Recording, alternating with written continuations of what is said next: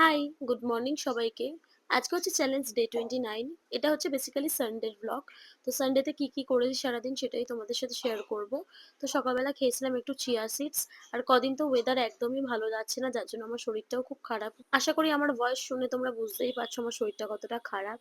আর তারপরে ব্রেকফাস্টে খেয়েছিলাম ঝাল সুজি, দেন আমার একটা পার্সেল এলো, সেটা রিসিভ করে নানু আর আমি খেলতে বসলাম একটু লুডো।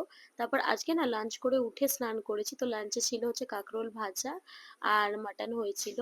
তো আজকে তো লাঞ্চটা বেশ জমে গেছে। দেন লাঞ্চ করে উঠে স্নান টান করে ফ্রেশ হয়ে নিলাম। আর তারপর আজকে তো সানডে, আজকে তো একটু বেরোবোই সন্ধ্যেবেলা। তো সন্ধ্যেবেলা রেডি হয়ে বেরিয়েছিলাম অমিত আর আমি। তো আমরা গেছিলাম একটু লেক ভিউ এর ওদিকে, দেখলাম যে ওখানে মেলা টেলা হচ্ছে। তো মেলায় সেরকম কিছু দেখার নেই, ওখানটা কিছুক্ষণ ছিলাম আমরা, দেন যেখানে আমরা আড্ডা মারি তো ওখানে গেছিলাম একটু।